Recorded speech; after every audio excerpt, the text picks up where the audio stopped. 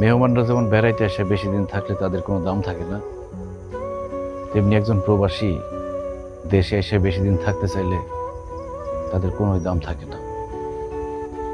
একজন প্রবাসীরে কেউ ভালোবাসে না, ভালোবাসে তার টাকারে।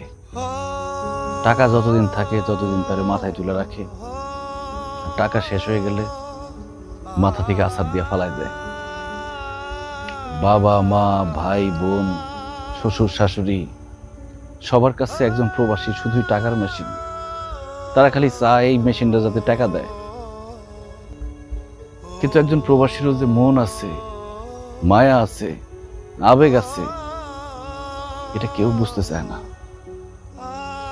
তাই বিদেশে চলে যাওয়া ছাড়া আমার আর কোনো উপায় নাই পারুল। একজন প্রবাসীর জন্য প্রবাসটাই তার আসল ঠিকানা।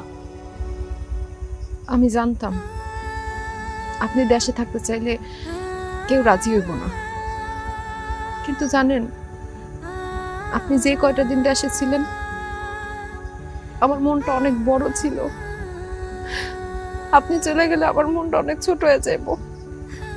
একটা ঘরের মধ্যে একলা বন্দি হয়ে থাকুম সারাদিন, আপনার নিয়ে সারাদিন দুশ্চিন্তা করুম। তার উপর আম্মা সারাদিন আমার কত কথা শোনাইতে থাকে, খালি আপনি বাড়িতে আছেন দেখে এমন কিছু কয় না। আপনি যায়েন না, সৌদি আরবের বাদশার কোম্পানিতে আপনার চাকরি করানোর দরকার নাই। দরকার হলে আমরা না খায়া থাকুম, তাও আপনি যায়েন না, আমার কাছেই থাকেন। আমি কোনো বাদশার বড় কোম্পানিতে চাকরি করি নাই পারুল। আমি তোমাকে সবাই মিছা কথা কইছি। আসলে আমি মরুভূমিতে উট চড়াইতাম। জানো পারুল, মরুভূমিতে এত গরম, কোনো সুস্থ স্বাভাবিক মানুষের পক্ষে 1 মিনিট দাঁড়ায় থাকা সম্ভব না।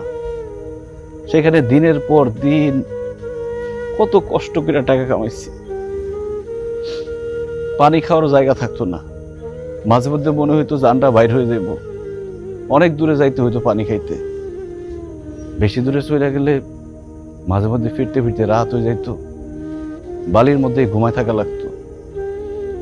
কখনো খাইয়া কখনো না খাইয়া দিন রাত এক করে কত কষ্ট করে টাকা কামাইছি, দেশে পাঠাইছি। অথচ আমার আব্বা আমারে কইল আমি নাকি বিদেশে গিয়ে ঘোড়ার ঘাস কাটছি। আপনি এত কষ্ট করে টাকা ইনকাম করছেন, বাড়িতে এসে টাকা এরকম নষ্ট করলেন কেন? মানুষকে দেখানোর লিগা, মানুষকে বোঝানোর লিগা যে আমি অনেক টাকার মালিক, আমি অনেক ভালো আছি। আর দেশে এসে টাকা পয়সা ভাঙলে মানুষ আমার সম্মান দিব, আদর করব, ভালোবাসবো। বিদেশে তো সব সময় মালিকের অপমান, অবহেলা, ধমক এইসব শুনতে হইতো। আর সেই জন্য দেশে আইসা আমার আপন মানুষের কাছ থেকে, আশেপাশের মানুষের কাছ থেকে আদর, সম্মান, ভালোবাসা এসব টাকা দিয়ে কিনতে চাইছি। কিন্তু আমি বুঝতে পারি নাই পারুল, ওই টাকা শেষ হয়ে গেলে গা আদর, যত্ন, ভালোবাসা সব শেষ হয়ে যাইব। জানো পারুল, প্রবাসে এক একটা টাকা আমি কত কষ্ট করে ইনকাম করছি, এটা যদি একবার আমার কাছের মানুষগুলোরে দেখাইতে পারতাম।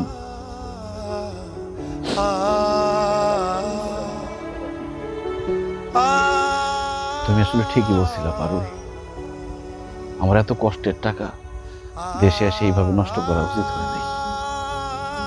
আজকে সেই টাকাগুলো যদি থাকতো, আমার একটা সাহস থাকতো, বল থাকতো, আমি বিদেশে না গিয়া দেশেই কোনো একটা ব্যবসা করতে পারতাম। কিন্তু এখন তো আমার কিছুই নেই, আমার সব শেষ। এখন তো বিদেশ যাওয়া ছাড়া আমার আর কোনো উপায় নাই। পারুল, তুমি আমার একটু শক্ত করে জড়ায় ধরবা। আমি তোমারে চাইরা, আমাদের যে বাচ্চা হবে সে বাচ্চারে চাইরা আমি বিদেশে যেতে চাই না। আমি বিদেশ যেতে চাই না পারুল, বিদেশ যেতে চাই না।